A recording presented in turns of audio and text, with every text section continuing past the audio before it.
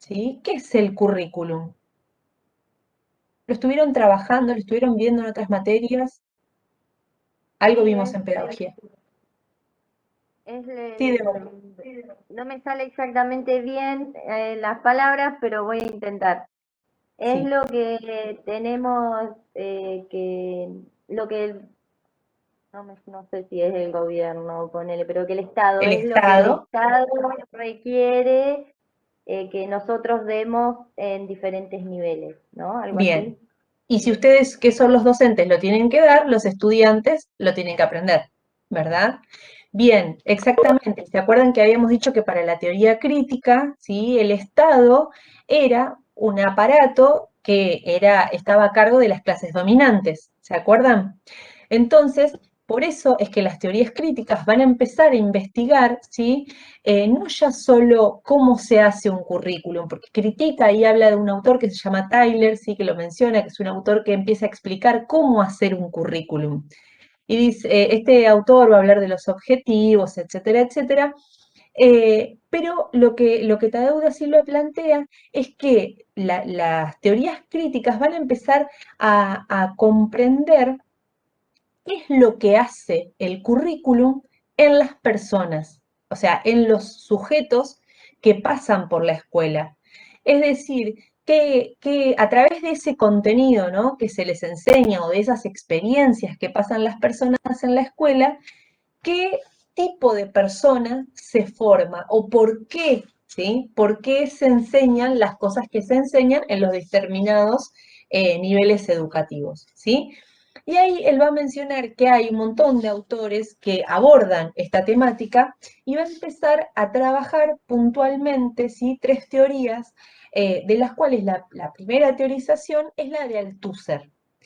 Althusser es un autor que tiene un libro, ¿sí?, que se llama La ideología y los aparatos ideológicos del Estado, que va a mencionar que el Estado, ¿sí?, tiene dos tipos de aparatos. Un aparato que es el aparato represivo, ¿sí? ¿Por quién está representado el aparato represivo del Estado?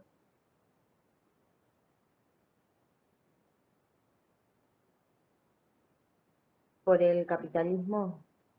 No. El Estado, ¿sí?, tiene un aparato represivo. Represivo, Ulises, La represivo. policía. La La policía, claro. policía, exactamente, claro. O sea, todos los estados nacionales tienen a cargo lo que se llama el monopolio de la fuerza, ¿sí? Es decir, es el Estado el que tiene la potestad, por ejemplo, de encarcelar a una persona, de enjuiciarla, ¿sí? O sea, si uno va por la calle, por ejemplo, y te detiene un policía, uno tiene que frenar, ¿por qué? Porque es un representante del Estado que tiene el monopolio de la fuerza, ¿sí? De hecho, son las personas autorizadas para manejar armas de fuego, ¿sí? Por un lado, lo que dice Althusser es que el Estado tiene un aparato, que es un aparato represivo, que va por el lado de la coerción, y por el otro lado tiene un aparato que es un aparato, tiene varios, pero digo, el que nos importa a nosotros, que son los aparatos ideológicos del Estado, ¿sí? Los que nos van a importar a nosotros son los aparatos ideológicos del Estado, porque dentro de los aparatos ideológicos, el principal estandarte es el sistema educativo, ¿sí? ¿Qué es la ideología? ¿Qué piensan ustedes que es la ideología?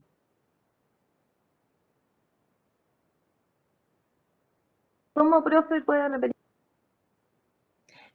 El Estado tiene, por un lado, los aparatos represivos, ¿sí?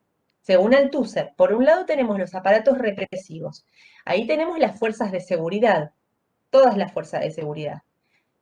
Uno de los compañeros sintetizó diciendo la policía. Bueno, son las fuerzas de seguridad. Y por el otro lado, el Estado, ¿sí?, tiene los aparatos ideológicos de control. O sea, el Estado controla, según Althusser, a través de la ideología. Dice Ulises, lo que uno piensa o cree. Perfecto, la ideología son las creencias, ¿sí? Son los pensamientos. Y lo que dice Althusser es que la ideología, ¿no?, dominante son, eh, creencias, como dice Ulises, que nos llevan a pensar, por ejemplo, que las cosas que suceden en el capitalismo son deseables para nosotros. ¿Qué significa esto?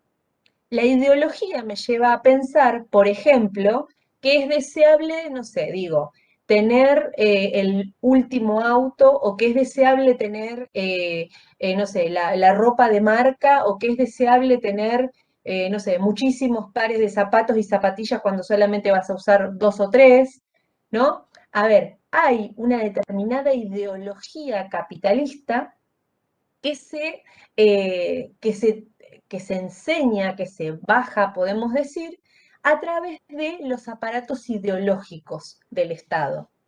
¿Sí? Profe, deseable y también necesario te hace creer, ¿o no? Exactamente, exactamente. Deseable y necesario. Sucede, ¿sabes con qué? Por ejemplo, con los celulares, suponete, con los celulares. Es como que uno piensa que, no sé, como no podés estar, no podés vivir sin el celular y siempre tenés que tener el último, el nuevo, el más nuevo, porque si no es como que quedás afuera de algo que no sabemos qué. Eh, a ver, ustedes todos son muy chiquitos, pero en mi época, cuando yo era adolescente, no existían los celulares.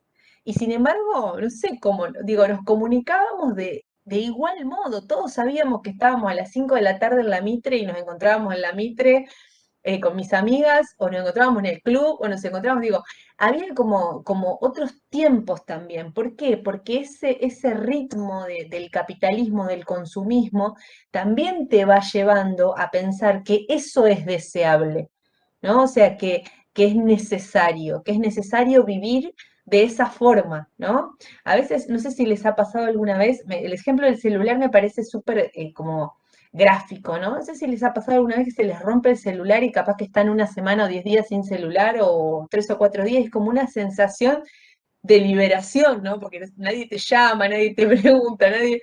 Entonces digo, ¿no? Esto de hacernos creer que eso es lo bueno o lo deseable o lo esperable para nosotros. Bueno, eso es también la ideología. Y parte de esa ideología se transmite a través de la escuela, ¿sí? Eso es lo que analiza Althusser, ¿no? Como la ideología, ¿por qué? Porque plantea que no solamente es necesario para que el capitalismo se mantenga, que no es solamente necesario que se vaya reproduciendo, o sea, perdón, que se den las relaciones de producción, sino que es necesario también que se mantenga esa ideología, ¿sí? Que la gente piense que el capitalismo es deseable o que tienen que tener el último auto o que tiene que tener el último teléfono o que tiene que pertenecer a qué, no sabemos, ¿no? Pero hay que pertenecer a algo, a un estatus, ¿no? A un determinado estatus. Eh, bien, entonces, esto se transmite, dice, a través de la escuela, porque precisamente es el lugar donde las personas pasan un periodo muy largo de tiempo. ¿Sí? Y esto lo vimos en pedagogía en su momento.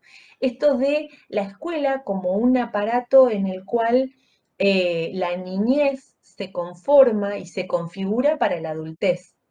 Entonces, precisamente la escuela, ¿sí? Actúa ideológicamente a través del currículum, ¿sí? A través de lo que se enseña en la escuela es que se actúa, ¿sí? Ideológicamente. Y él plantea también que esta forma de, eh, de darse en la escuela también es discriminatoria porque, a ver, enseña por un lado a las clases subordinadas, o sea, a la sumisión, y por el otro lado, ¿sí? Enseña a las clases dominantes lo que sería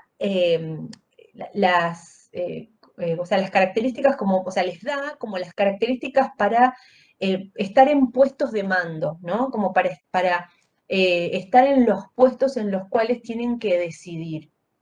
¿Y cómo se da esto? Bueno, se da precisamente porque los grupos de las clases dominadas pasan solo por los primeros estratos de la educación y después quedan excluidos.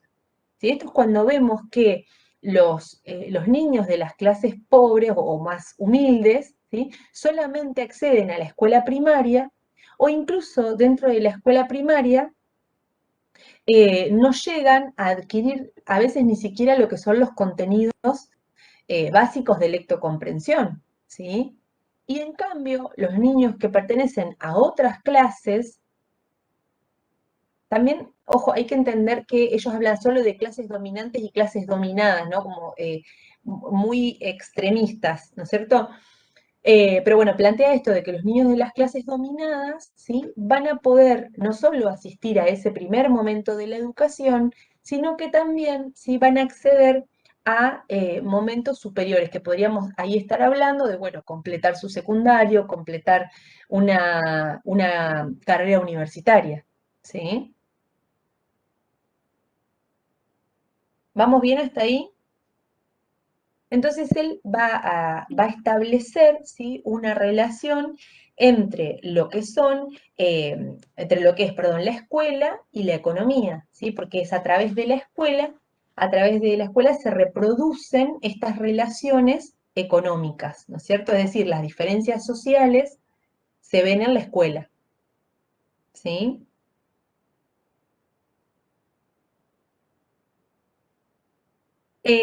Nosotros habíamos hablado un poco con respecto a la selección de los contenidos en una de las clases que tuvimos presenciales, con respecto a la selección de los contenidos que se dan en la escuela, ¿sí? Esa selección de contenidos se da a nivel del Estado, en nuestro caso del Estado nacional junto con los estados provinciales, pero que esa selección de cultura, digamos, no es inocente, no es inocua, ¿sí? Sino que responde a determinadas características de los sistemas de producción, ¿sí? También se está formando en la escuela sujetos que tienen que poder insertarse a nivel económico, ¿sí? Y a nivel laboral. Hablamos en algún momento acerca de la necesidad en un periodo de la historia de incorporar, por ejemplo, no sé, el inglés en los contenidos o de hablar de habilidades, ¿sí? Cuando hoy en día están tan en boga las habilidades, en realidad lo que se está buscando son cualidades de los futuros trabajadores, ¿sí? O sea, se está buscando formar a esos futuros trabajadores. Hoy en día se sabe que no es solo a través de los contenidos que la persona va a necesitar, perdón, que no solamente contenidos van a necesitar las personas para insertarse a nivel laboral, ¿sí? Sino que van a necesitar habilidades. Entonces eso empieza también a transmitirse a través de la escuela, ¿sí?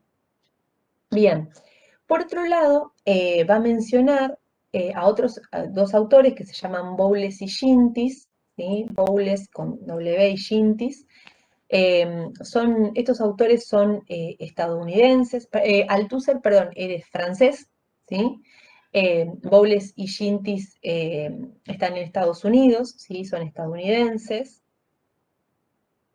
Y Bowles y Gintis van a hablar a ver, tanto Althusser como Bowles y Gintis, como Bourdieu y Passerón, o sea, estas tres teorías lo que van a hacer es la relación entre lo que enseña la escuela, ¿sí? Y cómo eso reproduce a su vez el sistema capitalista. O sea, cómo lo que la escuela enseña lleva a que las clases dominantes sigan siendo dominantes y las clases dominadas sigan siendo dominadas. O sea, los tres van a hablar de lo mismo. Lo que sí, cada uno de esas tres teorías van a dar explicaciones distintas a por qué sucede esto. ¿Sí? Es importante que se entienda que, primero, los tres están dentro de las teorías críticas. ¿Sí? Segundo, los tres van a hablar de cuál es la relación entre lo que se enseña en la escuela y la reproducción del capitalismo. Pero cada uno por las particularidades. Vieron que al principio del texto menciona esto de que en cada uno de los contextos en los que van surgiendo las teorías va teniendo sus matices, ¿sí? Por eso cada uno, dependiendo del contexto en el cual escribe, cada autor le va a dar matices particulares, ¿sí? Bueno, Bowles y Gintis, ellos van a hablar del concepto de correspondencia, ¿sí? Y él, a ver, si bien Althusser hablaba del contenido, Bowles y Gintis habla de lo que podemos mencionar como el currículum oculto, ¿sí? Nosotros algo mencionamos de eso. El currículum oculto son aquellas cuestiones que se enseñan en la escuela a través de las relaciones, o sea, de las experiencias educativas que pasan los sujetos.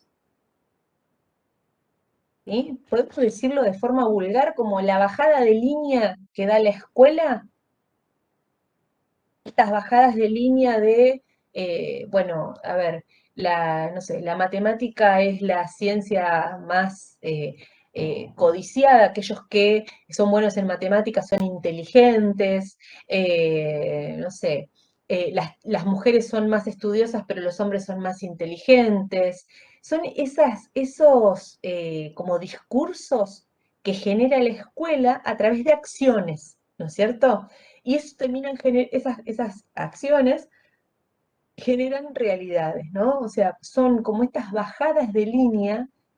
Digo, cuando una docente, por ejemplo, no sé, levantan 5 chicas y un varón levantan la mano y la docente siempre el varón, porque bueno, como nunca levanta la mano, la vez que levanta la mano vamos a escucharlo, ¿no?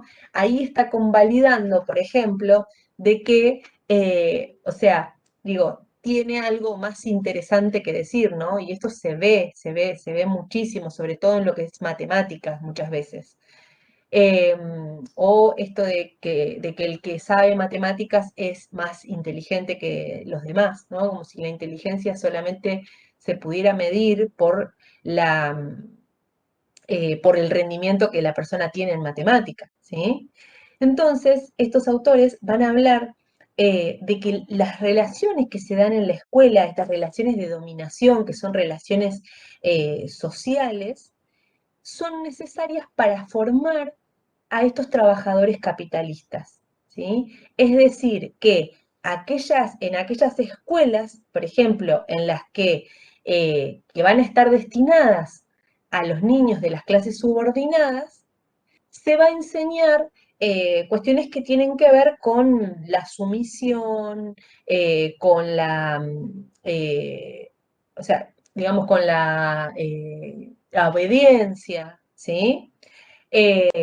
Y también esto de ver a los otros niños, los de las clases dominantes, ¿sí? Como eh, enseñando estas capacidades más de autonomía eh, o de, o de autovalimiento, de poder diseñar sus propios proyectos, ¿sí? Y uno por ahí ve algunas diferencias, ¿no? Entre unas escuelas y otras, ve cuando los niños tienen esta independencia o trabajan por proyectos, supónganse, o tienen la posibilidad de plantearle a sus docentes cuáles son las necesidades o cuáles son sus inquietudes, ¿sí? A diferencia de otras escuelas donde los niños son considerados sujetos pasivos, sujetos que no tienen voz ni voto, sino que solamente tienen que responder a lo que dice el docente, ¿sí? Se ve, incluso es muy fácil de palpar esta diferencia entre distintas escuelas que atienden a distintos estratos sociales, ¿no? Lamentablemente, digo, pero esto se percibe. Por eso a veces cuando uno como docente quizá va a una institución donde las cosas se dan de determinada manera y uno pretende quizá buscar alguna vuelta o algún cambio, ¿no? En ese tipo de relaciones sociales, uno escucha a ver, a mí lo que me interesa es que podamos relacionar estos autores con la escuela que ustedes van a empezar a palpar y que ustedes van a empezar a ver, sobre todo en tercer año la práctica, ¿sí? En segundo van a empezar a ver lo institucional, pero cuando vemos docentes que dicen, y no, porque estos chicos de esta escuela no les interesa la escuela, o estos chicos vienen por el plan, o estos chicos vienen por el comedor, o estos chicos vienen porque, no sé, digo, infinidad de cosas, ¿no? Entonces, empezar a ver esos discursos, ¿sí? Cómo generan, ¿sí? Determinadas realidades y cómo a través de esos discursos también se van generando las futuras generaciones, ¿no? Que es lo que plantean estos autores, cómo a través de la escuela, de cómo enseña la escuela, se va conformando la sociedad del futuro, ¿no? Entonces, o sea, es como que ellos plantean que el cambio está en la educación, o sea, el cambio está en cómo se pueden modificar las relaciones adentro de la escuela, ¿sí? Para de esa forma modificar lo que sería la sociedad a futuro, ¿no es cierto? Piensen que todos estos autores tienen una base marxista y todos los autores que tengan una base marxista siempre van a propiciar a generar un cambio a nivel social, ¿sí? Ustedes habrán visto Freire, esperen que se me está por apagar la compu. Habrán visto, por ejemplo, a Freire, ¿sí? En más de una materia habrán visto a Freire y él lo que apunta a través de la educación es precisamente a poder generar cambios en la sociedad, ¿sí? Todos los autores de base marxista pretenden generar un cambio como en beneficio de las clases dominadas, ¿sí? Bien. Por ahí, a ver, en esta época, mediados del siglo XX, era mucho más palpable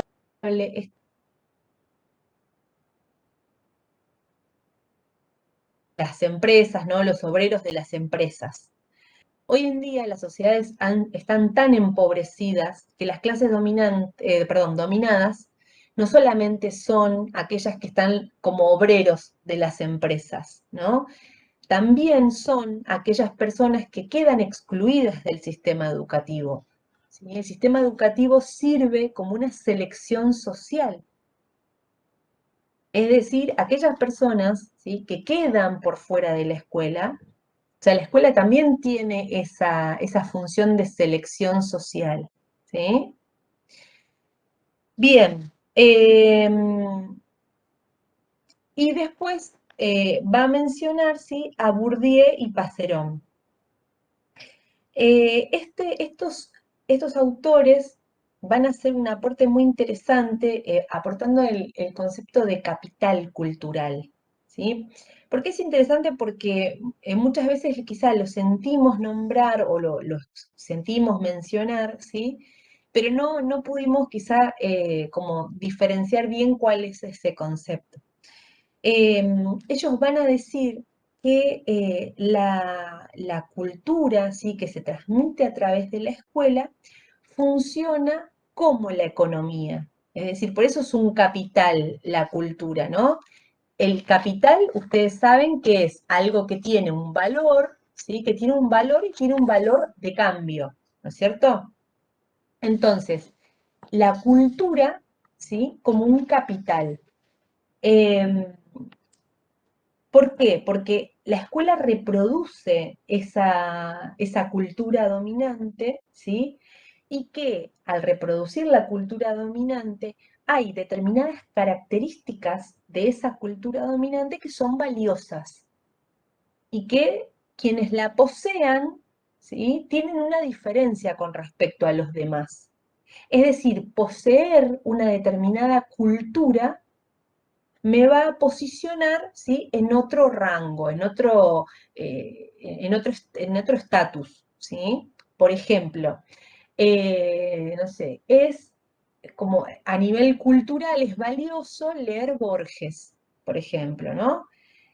aquellos que leen Borges se supone que tienen un capital cultural mucho más frondoso que los que no pueden abordar, por ejemplo, Borges, ¿no? O comprender determinadas obras de arte, porque de hecho él menciona, el autor, que el capital cultural se puede dar de forma objetivada, ¿sí? Como por ejemplo en obras de arte o en literatura, es decir, plasmadas en algo, ese capital cultural está plasmado en algo, es decir, aquellos que aprecian, por ejemplo, una determinada obra de teatro o una determinada obra, eh, un cuadro, por ejemplo, ¿sí? Eh, poseen la cultura dominante, ¿sí? Sin embargo, aquellos que eh, no tienen esa cultura, o todo lo contrario, ¿sí? Tienen una cultura opuesta, tienen una diferenciación a nivel social, ¿sí?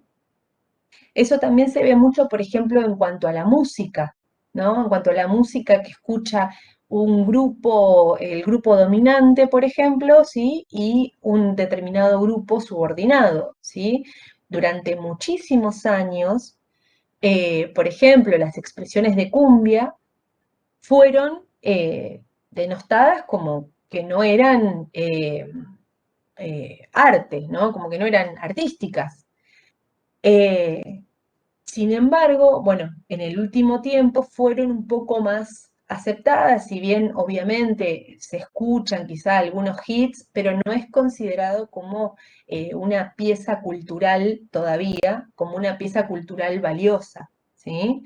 En su momento, cuando surge la cumbia villera en nuestro país, podríamos decir principio de los 2000, 2005, más o menos por esa época, fue una revolución a nivel cultural en nuestro país y de hecho hubo muchísimos, fue muy interesante porque hubo muchísimos análisis sociológicos al respecto de las letras de la cumbia villera que empezaron a tener muchísimo impacto a nivel social y empezaron a escucharse.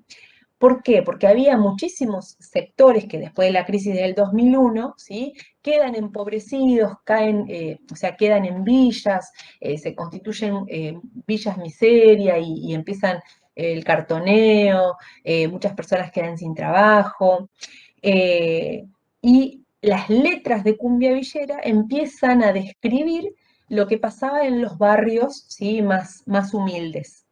Bueno, en ese momento, ¿sí? Eh, Era una expresión cultural que demostraba lo que estaba pasando a un cierto grupo social, ¿sí? Pero bueno, volviendo al tema. Entonces, tenemos, por un lado, el capital cultural objetivado, ¿sí? Que dijimos que eran las obras de arte, bueno, la música, las expresiones teatrales, por ejemplo. Y por el otro lado, tenemos el capital cultural institucionalizado, ¿sí? Y ese es el que nos va a interesar a nosotros. Porque el capital cultural institucionalizado son precisamente los diplomas, ¿sí? Son los certificados, es decir, cuánto vale una persona a nivel social dependiendo del título que tiene, ¿sí? Y eso es súper interesante para analizar porque cuando uno le dice a otra persona, ¿qué sos? Y la persona te dice, soy profesor, soy médico, soy escribano, soy abogado. ¿Qué sos? Es decir, la credencial, el título, el certificado que te da la institución educativa define a nivel social lo que vos sos, ¿no? Es impactante porque digo, definir a una persona por la profesión, pero no, digo, ni siquiera es bueno, se escucha, digamos, soy artesano, pero digo, la mayoría de esas definiciones tienen que ver con títulos otorgados por la institución educativa, ¿sí? Entonces, ese capital cultural que otorga la escuela te da un cierto estatus social. ¿sí? De hecho, incluso hay, hay carreras, por ejemplo, que requieren muchísimo esfuerzo y dedicación y que no tienen el prestigio social que tienen, por ejemplo, otras carreras, ¿sí? Eh, por ejemplo, eh, Profe, el- perdón, ni sí, siquiera carrera, porque, qué sé yo, un médico, por ejemplo, no está tan valorado como un futbolista que no estudió nada, digamos. bueno, pero nosotros en este momento ya estamos asistiendo a una desvirtuación cultural directamente. Sí, sí, tenés razón. En realidad, ¿sabes Bueno, por qué? Perdón, un segundito. ¿Sabes Eh, por qué el futbolista tiene como ese reconocimiento social? ¿Cómo? Ahí están los medios de comunicación también. Están los medios de comunicación, sí, pero también ustedes recuerden que nosotros estamos en un momento de la cultura donde es todo aquí, ahora, ya, en la juventud y mucho dinero. Y el futbolista tiene todo eso, ¿no? O sea, es un golpe de suerte donde muy jóvenes adquieren muchísimo, muchísimo dinero eh, y digamos que es como, se corresponde con los estatus de esta cultura actual que estamos viviendo, ¿no es cierto? Pero les iba a decir otra cosa, y es que, por ejemplo, el otro día me enteré de que el profesorado de guitarra son 7 años, o sea, una persona tiene que estudiar 7 años para ser profesor de guitarra, ¿no? Y yo pensaba, digo, wow, cuánto laburo, cuánto estudio, cuánto tiempo de práctica, cuánta dedicación para adquirir una credencial que a nivel social, está bien, en los ámbitos muy escuetos y muy pequeños tiene su valor, pero digo, adquirir una credencial que a nivel social no tiene prácticamente valor.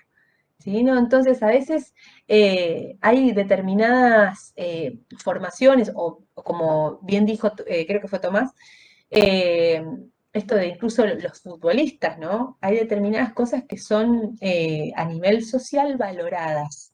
Bueno, eso ¿Puedo decir es algo, el profe? capital cultural. Sí, ¿Puedo decir Valentino. algo? Que Sí, claro. para mí el valor que le damos creo que tiene más que ver con el nivel de responsabilidad social que tiene un oficio. Creo que la responsabilidad que tiene un médico no es nada que ver a la que tiene un profe de guitarra.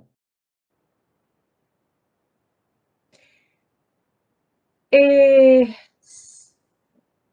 disiento un poco, porque si vamos al caso, un futbolista tendría que ganar, digamos, digo, un médico Claro, tendría que ganar 10 veces más que un futbolista, y no, no sucede de esa manera. claro, pero yo no hablo de la ganancia, hablo del reconocimiento social que se le da. Por ejemplo, un enfermero también es importante al igual que un médico. Y todos se le da más valor al médico que al enfermero. Ujú. Y bueno, viniendo Sí, a esta pero perdón, cuestión, ¿sabes qué me quedé pensando con el tema del médico y el futbolista?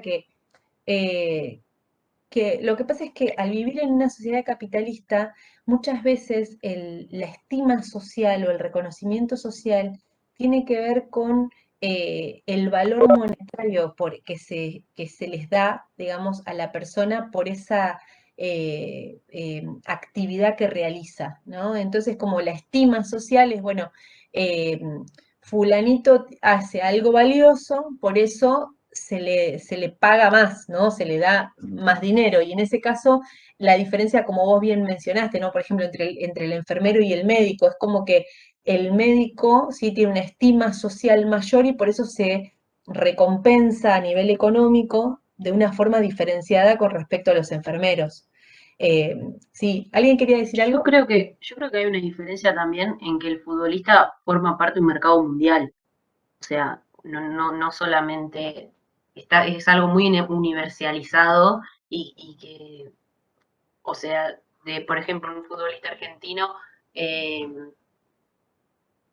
depende de su continuidad, qué sé yo, ser comprado en Europa o que creo que ahí se marca la diferencia, en que es algo mundial. Además, Sí, sobrevalorado, claramente. sí, sí, pero también seguimos pensando y mientras hablo con ustedes pienso con respecto al ejemplo del futbolista y en realidad yo creo que los futbolistas ganan tanto dinero porque son los artífices de que un negocio ultramillonario funcione, ¿no? Por eso tienen la estima en dinero que tienen. De hecho, ustedes saben que en este último tiempo, bueno, hace muchos años atrás era como muy valorado esto de, bueno, el que salía de, bueno, Maradona, ¿no? El que sale de Villa Fiorito, de la Villa, del Potrero, y que, bueno, asciende, juega bien, ¿no? Y cada vez va ascendiendo y llega a primera, por ejemplo. Hoy en día, la verdad es que los chicos de las clases más populares prácticamente no están accediendo, excepto casos muy particulares, por todo lo que implica la malnutrición, que los lleva por ahí a sufrir lesiones. Entonces los clubes no apuestan prácticamente, a menos que obviamente se encuentre digamos, un baluarte en lo que es la práctica del fútbol, pero digo, hasta en eso se ha modificado incluso el negocio del fútbol, ¿no? Pero yo creo que tiene que ver también, sí, porque son los artífices de generar millones y millones de dólares a nivel mundial, porque a veces las transmisiones, de hecho el fin de semana se jugó Boca River, y ustedes saben que es un clásico que es reconocido a nivel mundial. Obviamente mucho más en América Latina, además está decirlo, pero bueno, digo, es algo que se transmite a otros países, que genera divisas en otras monedas internacionales, ¿sí? Pero bueno, volvamos al tema del texto, ¿sí? De Bourdieu y Passerón. Y además, esto que les estaba por decir era que la cultura dominante se termina estableciendo como la cultura, ¿sí? Como en singular, como la única cultura. Y ahí encontramos, por ejemplo, esto de decir, bueno, ser culto es tal cosa, ¿no? Ser culto es poseer la cultura dominante, ¿no? Es poseer la cultura de la clase dominante, ¿sí? Em, y lo que plantea es que hay una doble violencia con respecto a las clases dominadas. ¿Por qué? Porque por un lado, o sea, se les impone la clase dominante, pero por otro lado se les hace creer que eso es natural, ¿sí? O sea, que eso es deseable, que eso es así porque tiene que ser así, ¿no? Entonces, digo, ahí nuestro rol como docentes pasa muchas veces por cuestionar algunas cosas. Yo en una época había empezado a dar clases en escuela en adultos, ¿sí? Y era un momento donde se había empezado a cuestionar muchísimo el uso de la gorrita, muchísimo, muchísimo, muchísimo. Y era como que estaba en el reglamento, los chicos no pueden asistir con gorra a la escuela, no sé. Y era como, a mí me parecía tan ridículo que alguien no pudiera asistir con gorra, porque digo, es como que, yo le decía, es como que, bueno, es como que digamos, a partir de mañana el que tiene una chomba Tommy Hilfiger no puede entrar a la escuela. Digo, ¿por qué no me sancionás o no me, digamos, ay, no me sale, no me censurás, no sé, una chomba Tommy Hilfiger y sin embargo sí una gorra, ¿no? ¿Por qué? Precisamente porque era un rasgo cultural distintivo de la clase dominada. La gorrita durante mucho tiempo, años, fue como un baluarte de resistencia por parte de los chicos de las clases dominadas, ¿sí? Poder entrar o no a la escuela con gorra, y cuando se prohibió la gorra, fue gracioso porque después ya llevaban el buzo con capucha, ¿no? Y se ponían la capucha. Bueno, no me puedes prohibir la gorra, no me vas a prohibir que venga con buzo. Entonces era, bueno, la resistencia pasaba por la capucha. ¿Pero por qué? Igual Precisamente, igual de todas maneras nunca te permitían la capucha, incluso. siempre te restringían. Me acuerdo porque siempre nos decían, sin gorra y sin capucha. Sin gorra y sin capucha. Pero ustedes pónganse a pensar que es algo tan ridículo. O sea, es como que yo te diga, no podés traer zapatillas blancas. O sea, es algo ridículo, ¿no? No, sin gorra y sin capucha. Bueno, digo, esto, poder como docentes posicionarse como pedagogos y poder como criticar o poder como descifrar estas cuestiones que tienen que ver con rasgos culturales, ¿no? De la cultura dominante, ¿no? Y que quizá una gorra o una capucha se prohíbe por el simple hecho de ser el rasgo cultural característico de una clase dominada, ¿sí? Pero eso durante años pasó esto de la gorra y la capucha que es muy interesante, porque si vos preguntás una explicación lógica, no la tiene, porque nadie te la puede dar. O sea, cuando vos preguntás, ¿por qué no puede venir con gorra? Nadie te puede explicar por qué. ¿Sí? Bueno, es Claro, precisamente... profe, es como usted dice, es lo de la cultura, porque por ejemplo en la mesa, con mi papá me decía, le decía a mi hermano, yo no usaba gorra, sácate la gorra. ¿Y por qué? Es mala educación. ¿Por qué? ¿Quién lo dice? Y entonces sí, hay un Claro, montón no, es algo que... ¿Cómo? A mí me pasaba cuando iba a la escuela con una... ¡Ay, en serio! Le prohibían una remera de Inglaterra. Bueno, pero llegamos a extremos a veces en la escuela que son desopilantes, ¿no? O sea, ir con una remera de Inglaterra. Bueno, entonces, esto, cuestionar o pensar, ¿no? Cómo la escuela es utilizada por el Estado, ¿sí? Como un aparato ideológico del Estado, como un aparato estatal para la reproducción de la cultura, ¿no? De las culturas de las clases dominantes por sobre las clases dominadas, ¿sí? Bien. Bueno, para la Profe, próxima clase, sí. puede ser que la crítica de estos autores que usted dijo es porque eh, es porque ya me va a salir.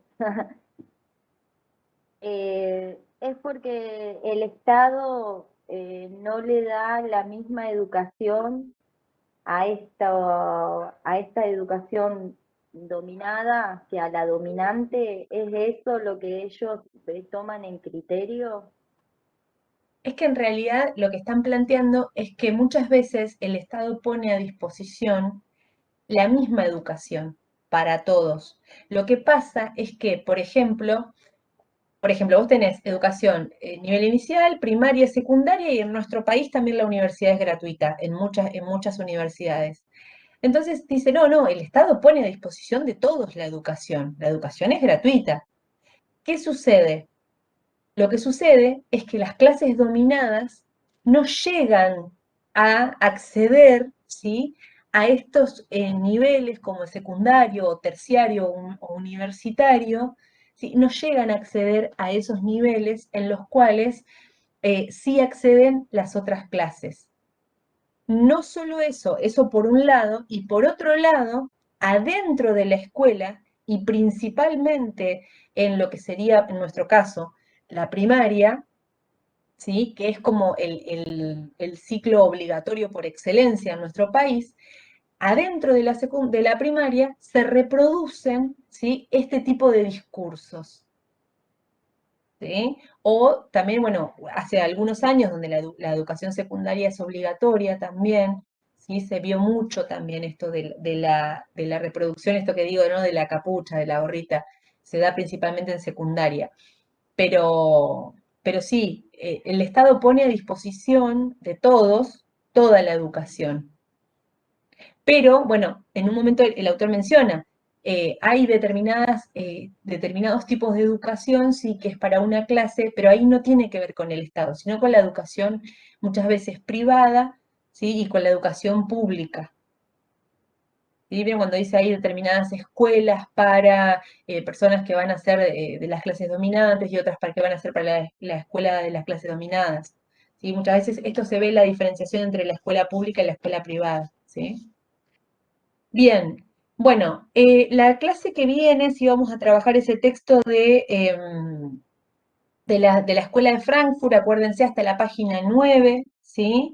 El texto que, para los que se conectaron último, subí el texto, voy a volver a tomar asistencia por si alguien se sumó. Ya me sumé tarde, profe, acá, Octavio. Bueno, dale, ahora voy a volver a sacar. Profe, yo también Bueno, no tenía internet. bueno, les pongo media falta, no pasa nada. Re mala la profe. Nah, tiraba esa la profe. Ay, Dios. Ahora me voy a fijar, voy a grabar y voy a ver a partir de qué hora se sumaron para ver cuánto de la falta les pongo. Nada, mentira. Bien, entonces ya les decía que la semana que viene terminamos de trabajar eso, la semana que viene no la otra. Y ya ahí les voy a dar un trabajo que va a servir, ¿sí? Como cierre de esta primera unidad, de esta primera parte donde estuvimos trabajando, básicamente la relación entre la política y la educación, ¿sí? Y cómo el Estado, la política, la educación, ¿sí? Sirven como aparatos de dominación de una clase sobre otra, ¿sí? Bien, acuérdense que cambié el texto en la plataforma, por favor, si los que bajaron el otro texto, acuérdense. Entonces nos vemos la semana que viene, no, la otra, ¿sí? Y ya en la última parte de la clase les presento el trabajo que van a tener que realizar, ¿sí? Bueno, chicos, nos vemos. Ojalá que tengamos novedades.